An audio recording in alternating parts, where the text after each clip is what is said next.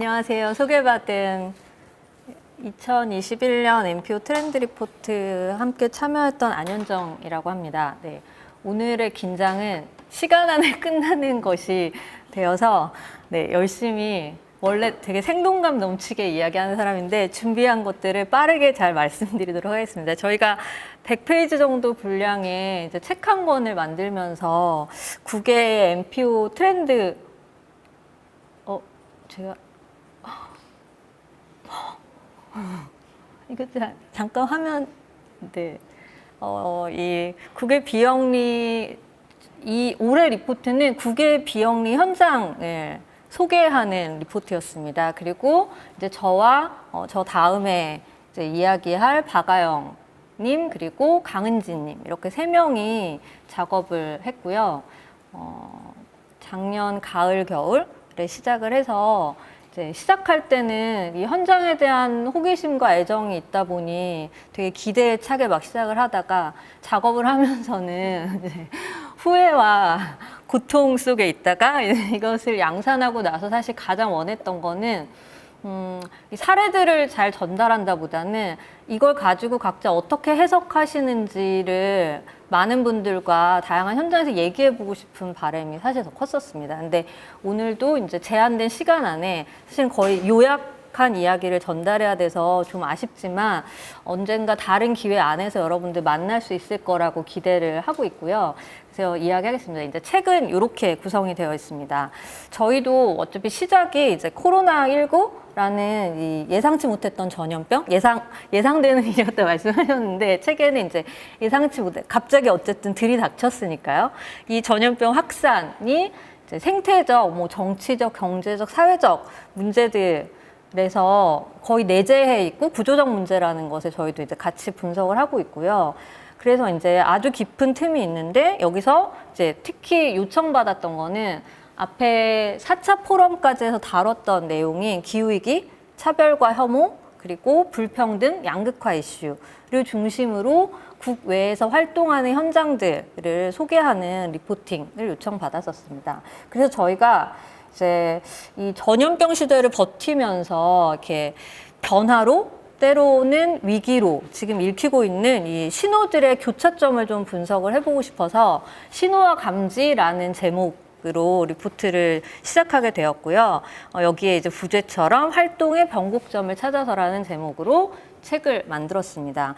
이 리포트가 이제 MPO의 사례를 소개하는 데도 있지만 저희 연구팀은 코로나19 이후에 달라질 세계 그리고 또 이 불확실성이 높아지는 세계 이로 인한 변화들이 어떤 공통된 기반 안에서 만들어지는지를 좀 이해해보고자 내러티브 섹션을 만들기로 했고요. 그래서 사실은 사례를 분석하는 것보다 더 공을 많이 들인 부분이기도 했었습니다. 그래서 오늘은 내러티브에선 어떤 이야기를 담고자 했는지와 그리고 사례들은 시간 관계상 몇 가지만 소개하는 것으로 진행을 해보겠습니다. 저희가 이제 내러티브는 여기서도 이제 소개되어 있는 것처럼 전략적인 논리를 만들어내는 과정 정도라고 이제 소개를 드리고 싶고요. 이런 섹션을 넣었던 이유는 앞에 직접 행동에서 말씀해 주신 거의 그대로의 포메이션이라고 보셔도 될 것 같습니다. 우리 누구고 우리 누구랑 맞서고 있고 우리의 문제가 뭐고 우리 어떤 문제에 직면해 있고 어떻게 여기까지 왔고 또 이 순간에 우리가 지금 하고 싶은 얘기 뭐고 그리고 우리 앞에 놓여 있는 선택 뭐고 그 선택 반대편에 뭐가 있고 우리 비전 어떤 변화를 만들고 싶은지들을 이야기하고 있는 현장들을 찾으려고 했고 그 각 현장마다 다양한 이야기가 있겠지만 그 활동 현장들이 갖고 있는 맥락 그리고 이 관점들을 최대한 잘 소개해보고 이 활동에서 드러나는 변곡점들을 잘 추적해보고 성실하게 좀 전달을 해보고자 했습니다. 특히 이제 코로나19 대유행이 몰고 왔던 이제 사회적인 단절, 그리고 뭐 경제 침체, 보건의료 시스템 과부하 등 거의 이제 국가 시스템이 모두 즉각적인 위기에 대응하는 모드로 지난 2년들을 사실 보냈었기 때문에 이 공동으로 목격하고 있는 위기의식이 이제 다행스러운 거는 생각보다 되게 거리감 있게 느껴졌던 혹은 3.5% 저희 책에서도 이제 다루고 있는데 이제 어떤 누군가의 발화되는 이야기는 행동으로 보여주던 것들이 거의 우리 모두의 지금 이야기라는 공통된 인식 기반 같은 걸 갖게 된 시간이 아니었나라고 생각을 하고 있거든요. 그래서 이런 인식 속에서 생겨난 미래에 대한 감각이 어떻게 달라지고 있고 어떻게 좀 달라졌으면 하는지를 잘 담아보려고 했었습니다. 이 리포트에 담겨 있는 이제 다이어그램인데요.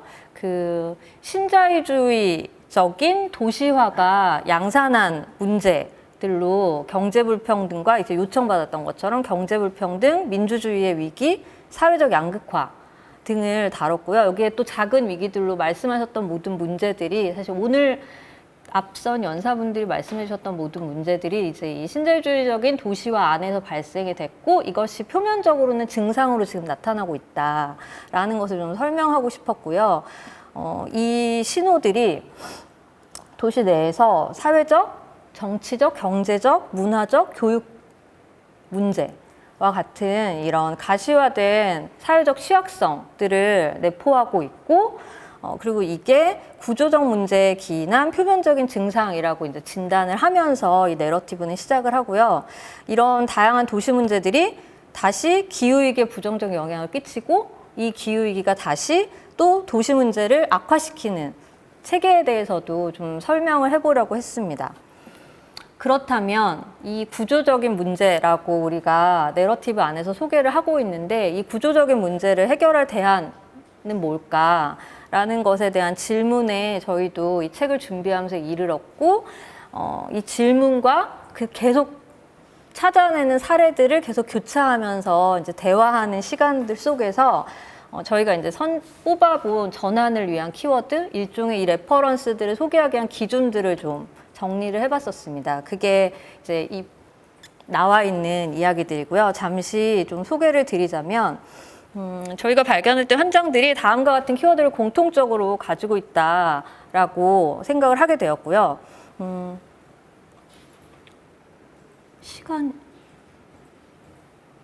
네.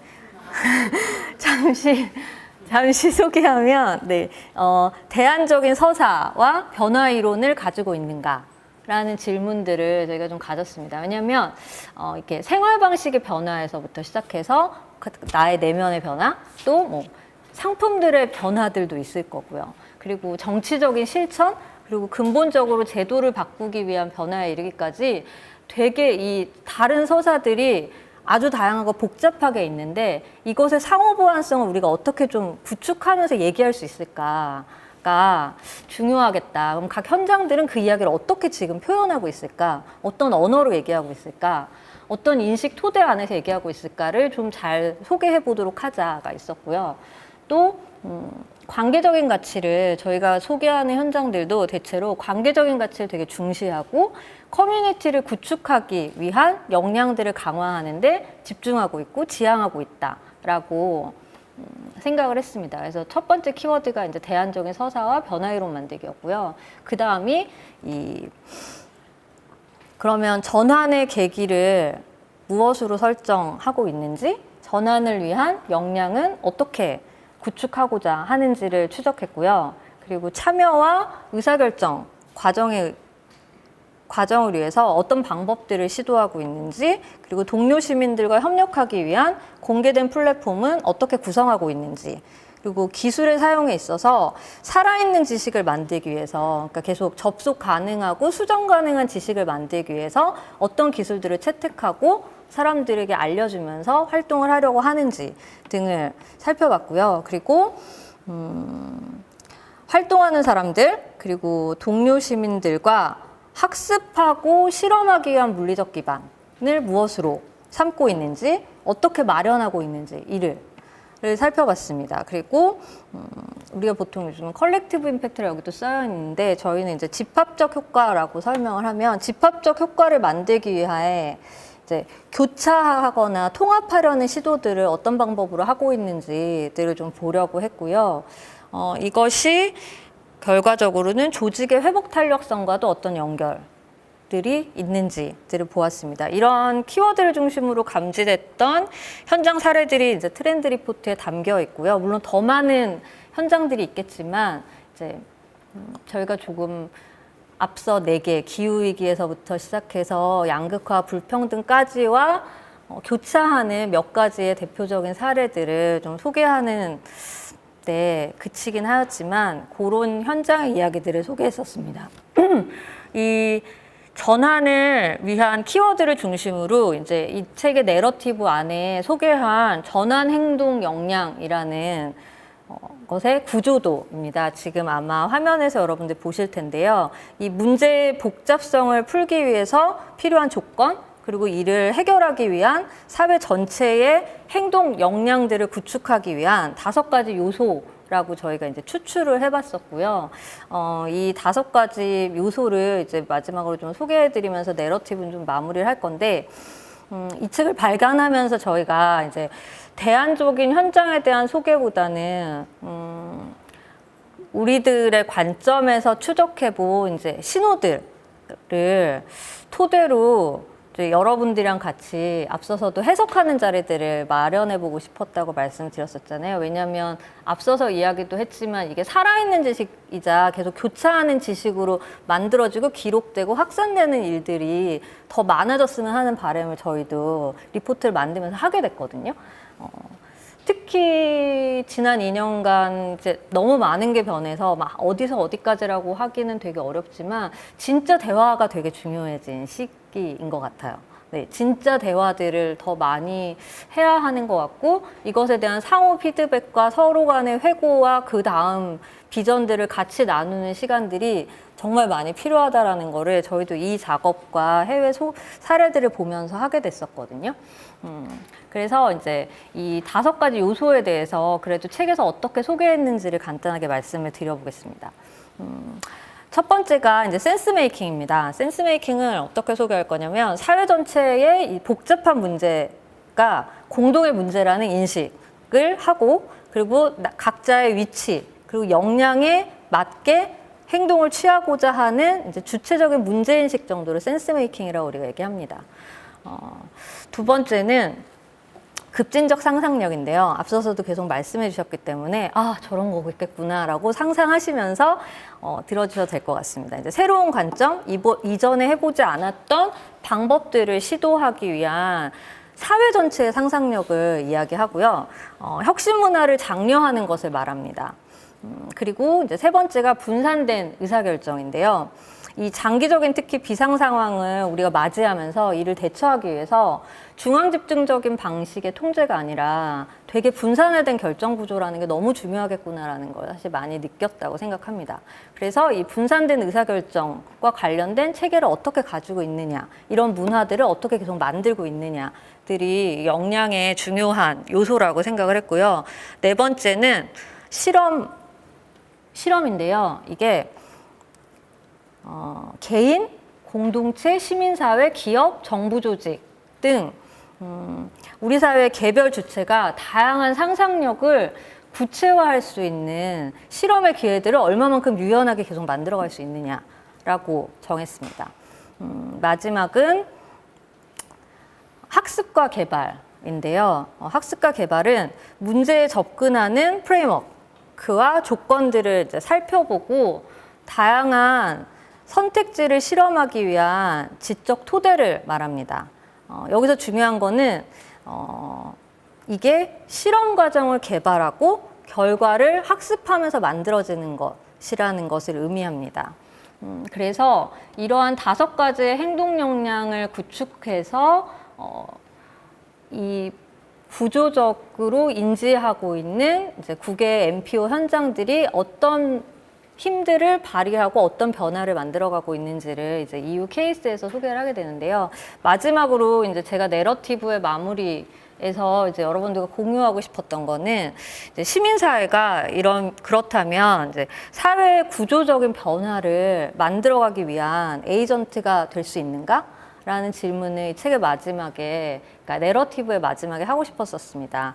이제 지난 2년 동안 이제 코로나19라는 전염 병을 맞이하면서 사실 시민사회가 정부나 기업 또 커뮤니티와 협력하면서 그 시민들의 구체적인 필요와 위기 대응을 즉각적으로 잘 해왔다고 사실 생각합니다. 그래서 필요성과 중요성에 대한 요구들도 되게 높아졌고 아주 다양한 급진적인 이야기들도 말씀하셨던 것처럼 한국에서는 진짜 전면적으로 많이 저도 대두되었다고 생각을 하거든요.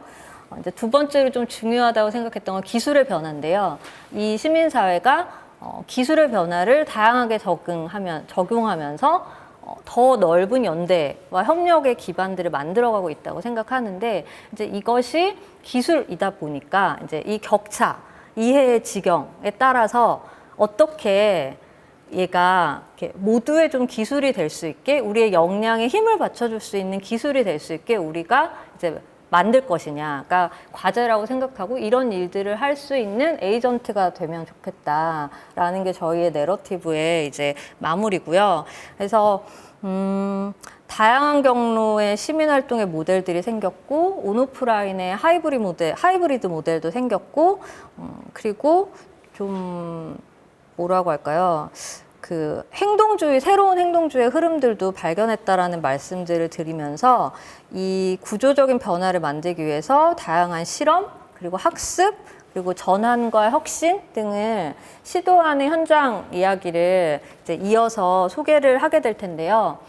앞에서도 말씀드렸던 것처럼 다양한 자리에서 이렇게 맥락들을 서로 공유하고 관점들이 교차하는 자리들에서 다시 좀 이 리포트를 기반으로 만나 뵙기를 희망합니다. 다음은 앞서서 민경배 교수님께서도 소개해 주셨지만 박아영 연구자가 이제 신호와 감지, 우리가 발견했던 신호와 감지의 현장 케이스들을 소개를 해드리도록 하겠습니다. 네, 감사합니다.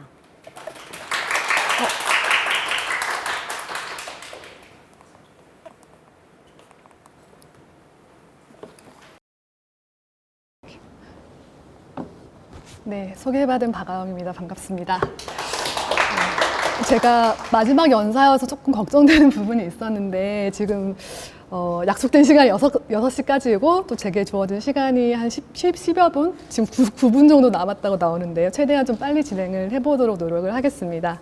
일단 트렌드 리포트로 이렇게 여러분들과 좀 이야기를 나누고 그럴 수 있는 기회가 생겨서 너무 좀 반갑고요.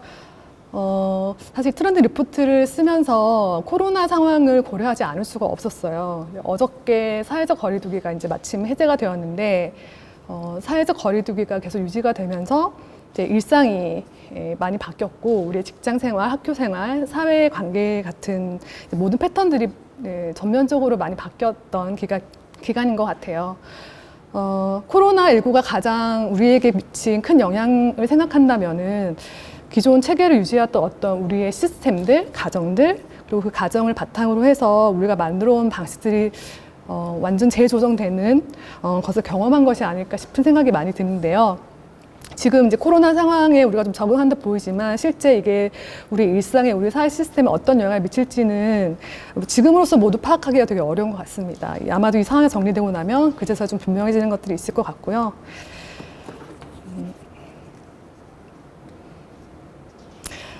불확실성이 되게 높아진 시기이지만 이 와중에도 한 가지 분명한 것이 있다면 코로나 이전과 이후가 달라질 거라는 것에서는 우리 모두가 좀 공감을 하고 있는 것 같아요.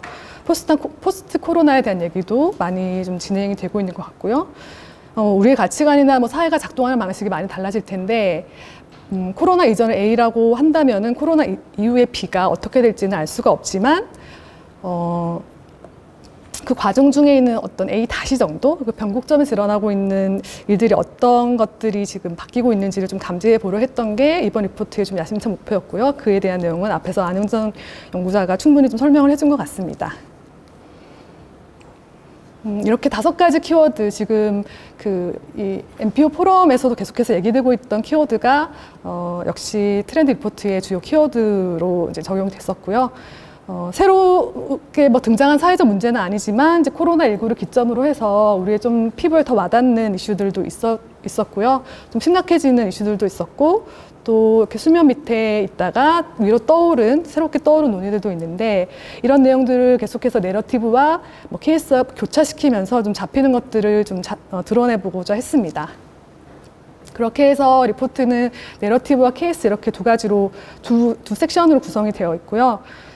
케이스는 굵직하게 5가지 정도 트렌드 리포트에 담겼고 충분히 이 활동들이 생겼던 어떤 배경들, 방식들, 지금의 뭐 전략들 이런 것들을 담아보려고 노력을 많이 했습니다.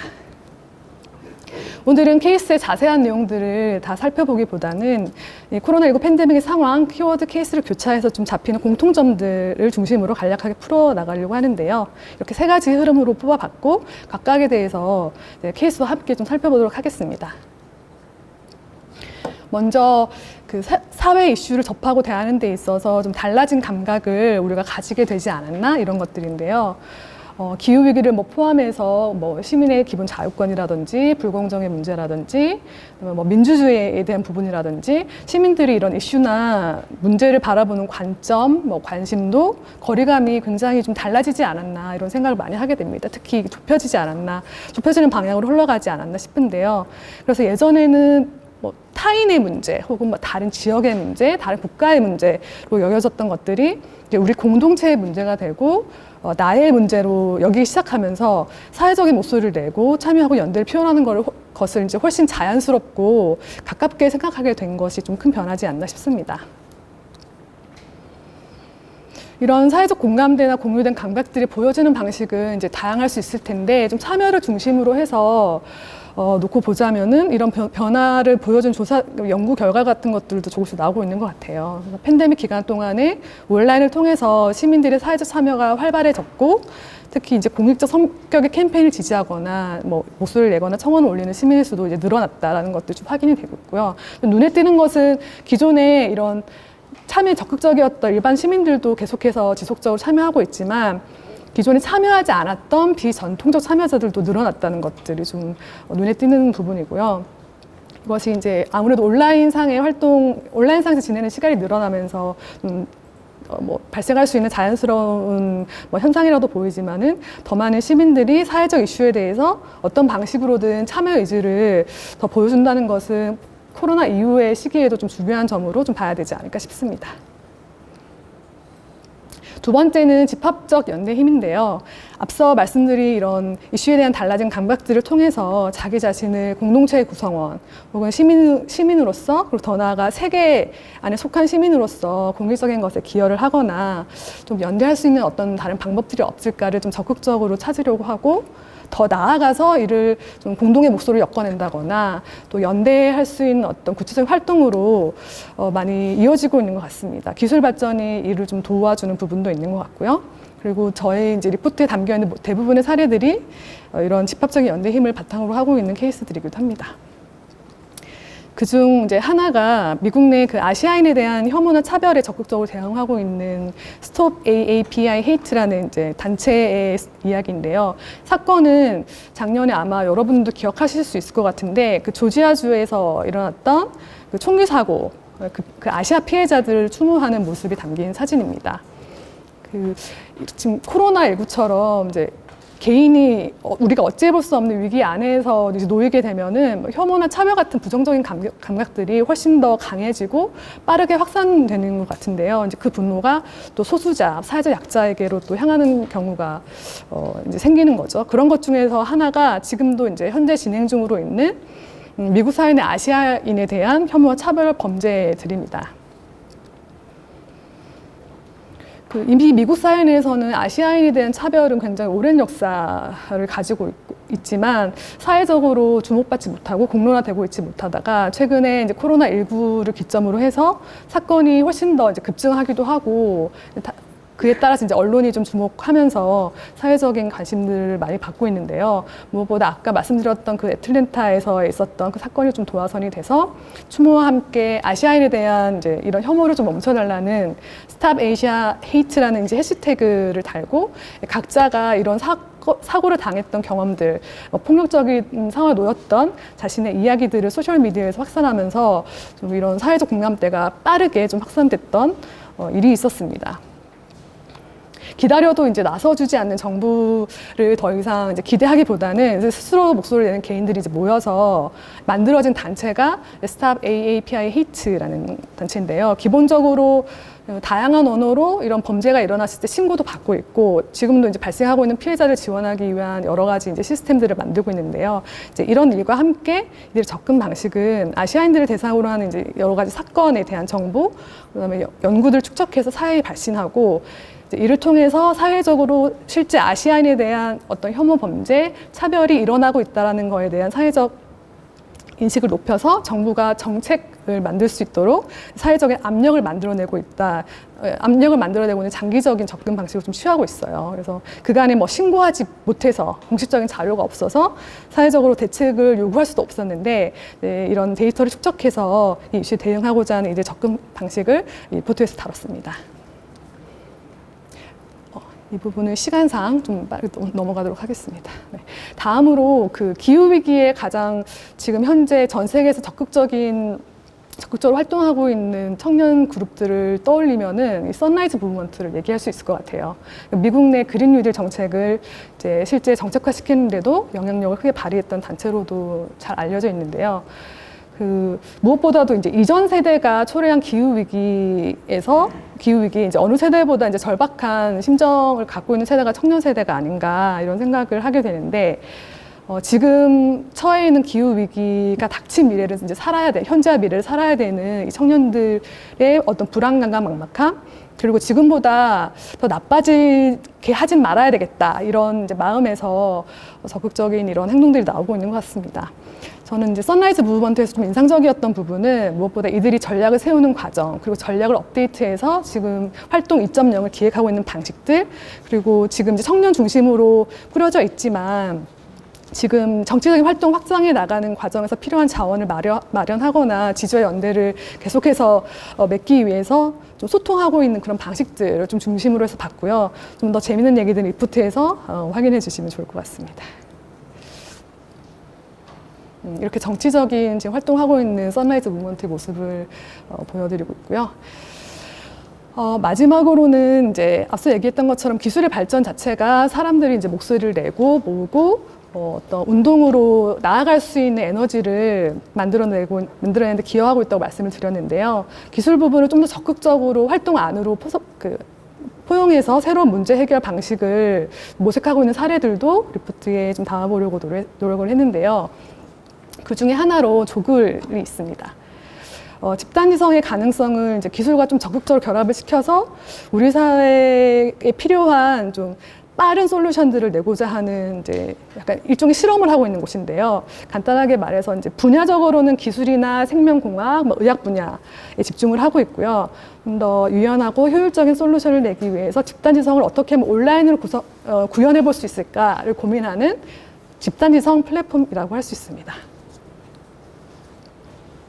조글은 코로나19와 함께 시작이 됐어요. 그래서 시작한 지 오래되지는 않았는데요. 그럼에도 지금 현재 한 4,000명 이상의 다양한 이제 세계 각국에서 참여하고 있는 또 다양한 경험과 영역을 가진 개인들, 기관들이 함께하고 있는데, 지금 이제 보시는 그 오픈 코비드 19 이니셔티브가 조글을 이렇게 좀 빠른 시간 안에 좀 주목받게 만들기도 했고, 실제 좀 성과를 내고 있는 대표적인 이니셔티브라고 할 수가 있습니다.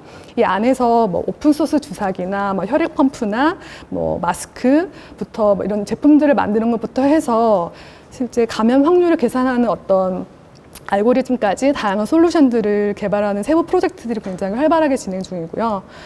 무엇보다도 여러 개인과 기관과 협력하면서 좀 빠르게 프로토타입을 개발하고 이걸 현장에 적용해 나가면서 무엇보다도 이제 집단지성이 온라인 플랫폼 안에서 어떻게 잘 구현될 수 있는지, 또 어떤 효용성을 가질 수 있는지를 계속해서 실험을 하고 사회적으로 증명하고 있는 과정 중에 있습니다. 제가 이 조글 사례 좀 눈여겨봤던 거는 집단지성의 사례는 지금까지도 많이 있었고, 우리가 앞으로도 추구해야 될 것이라고 생각을 하지만 이 방식에 있어서 실천이 굉장히 어렵기 때문에 좀 진입장벽이 높다라고 생각이 되는데요. 무엇보다도 이제 참여하는 다양한 사람들을 어떻게 연결할 것인지, 이들이 협업을 어떻게 촉진할 것인지, 이 코디네이션이 좀 어렵기 때문에 집단지성이 항상 사례로 얘기되지만 계속해서 꾸준하게 성공하고 있는 곳들을 찾기는 어려운 것 같아요. 근데 이제 조글은 이런 다양한 개인들이나 기관들 간의 협업을 코디네이션 하는 데 있어서 데이터와 알고리즘을 좀 활용한다는 점이 좀 특이했어요. 그래서 플랫폼에 참여하는 개인들의 활동 데이터를 바탕으로 해서 이 사람들의 뭐 취향이라든지 활동 성향 같은 것들을 분석하는 알고리즘을 좀 만들어서 마치 우리가 소셜미디어에 보면은 추천 서비스를 받는 것처럼 일종의 프로젝트나 이제 협업 파트너를 좀 매칭하는데 이런 알고리즘을 좀 적극적으로 활용을 하고 있고요. 만약에 이런 뭐 데이터나 알고리즘이 더 많은 사람들의 뭐 필요나 동기를 좀 이렇게 매칭할 수 있다면 집단지성이 가지고 있는 잠재성이나 어떤 미덕 같은 것들을 우리가 좀 더 잘 활용하면서 활동의 다양성이라든지 양이라든지 어떤 단계들을 좀 변화를 줄 수 있지 않을까 이런 생각이 좀 들었습니다. 시간을 거의 맞출 수 있을 것 같아요. 네. 그 지금까지 이제 케이스를 통해서 이제 관찰된 공통적인 신호들 이제 세 가지 중심으로 좀 말씀을 드렸는데요. 사실은 이렇게 저희가 의도적으로 담은 부분도 있지만 아까 안현정 연구자가 말한 것처럼 좀 더 여러분들이 안에서 읽어주시길 바라는 그래서 다양한 해석들이 좀 더 있기를 기대하면서 만들었고요. 트렌드 리포트도 그렇고 뭐 지금 이제 진행되고 있는 지식 포럼도 그렇고 그 목적이 뭘까를 생각해 보면은 지금 우리를 둘러싸고 있는 상황이 무엇인지 그 안에서 바뀌고 있는 어떤 변화의 지점들이 어떤 것이 있는지 좀 알아보고 이해하고 그 해석력을 키우면서 우리만의 그 맥락들을 만들어 나가는 것이 목적이 아닐까 이런 생각이 들었습니다. 그걸 또 이제 우리의 현장과 활동과 연결해 보면서 조금이라도 더 다른 시도를 해볼 수 있는 건강한 거리감을 좀 가지게 할 수 있다면 굉장히 기쁠 것 같다는 생각을 쓰면서 많이 했고요. 그래서 이제 2021년 리포트가 나왔지만 좀 아까 말씀드렸던 것처럼 리포트 다시 이 버전이 나왔으면 좋겠다 이런 생각을 좀 하고 있습니다. 그래서 피드백이라든지 추가적인 대화들이 좀 더 있길 바라고요.